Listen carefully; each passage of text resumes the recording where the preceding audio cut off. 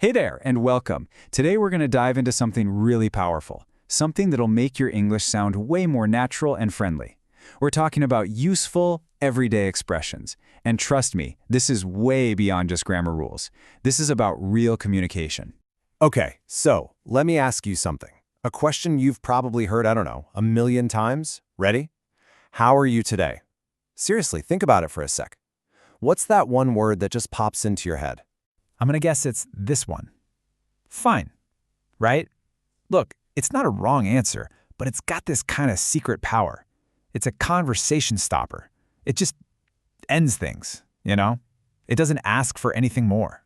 All right, so let's get right into it. We're calling fine the conversation killer. And look, it's not because it's a bad word or anything. It's just that if it's the only tool in your toolbox, your conversations are going to hit a wall. But don't worry, we're totally going to fix that. See, a conversation is so much more than just swapping facts, right? It's more like a plant. It needs the right stuff to grow. And these useful expressions, they're like the water and the sunlight. And our job today is to hand you the watering can. So you might be thinking, why are these little phrases such a big deal? Well, it's because speaking a language isn't just about getting the grammar right. It's about actually connecting with people. I love this analogy. Think of useful expressions as the oil you put in a machine. Yeah, grammar's all the important engine parts, but without that oil, everything is just clunky and stiff. These little phrases, they make everything run smoothly. Basically, these things are your secret weapon. For real. They help you kick off a conversation. They let you show emotion like wow or oh no. They give you the words to ask for help when you're stuck. And maybe the best part, they make you sound like a friendly, confident person people actually want to talk to. Okay, you ready? Let's build your very own English toolkit. We've packed it with the absolute essentials, the stuff you can start using like right now. So, let's open it up.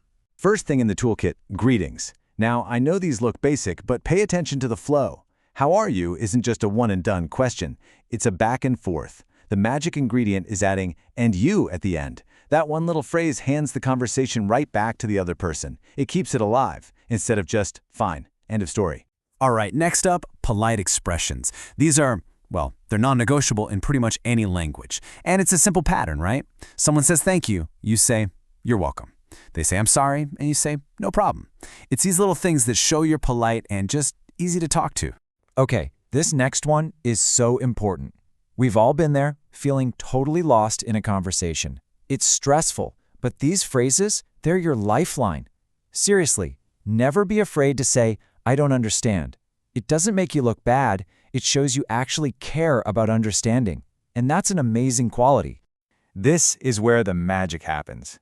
This is how you show you're really listening. When someone shares news and you react with a, really? Or, that's great. It proves you're engaged. You're not just waiting for your turn to talk.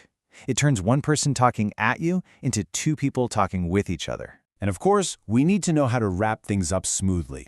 Bye and see you, totally fine. Simple, effective. But take care. That one adds a nice little touch of warmth, doesn't it? It's just a kind way to say goodbye. Okay, so the basic toolkit is packed. But now let's move on to a special section. We're going to look at a couple of expressions that can trip people up sometimes. That way, you can use them and feel totally confident. First one, sorry versus excuse me. Ah, a classic.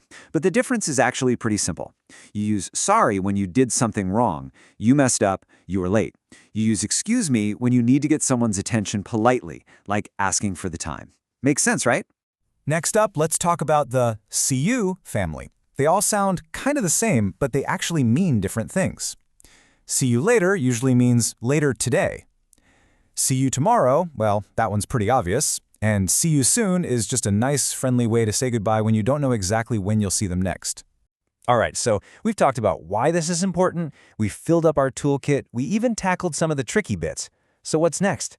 It's time to put it all into practice. Let's call this your confidence challenge. Hey, remember where we started all this? With that one little word, the conversation killer. Fine. Yeah. Let's see what we can do now. Just look at this. What a difference. This one since has everything. A greeting, a polite way to interrupt, and a request for help. When you start weaving these simple phrases together like this, you sound confident. You sound engaged. You sound ready for a real conversation. So, here's your challenge for today. It's a three-parter. First, I just want you to pick 5 of these expressions and say them out loud. Just get used to how they feel.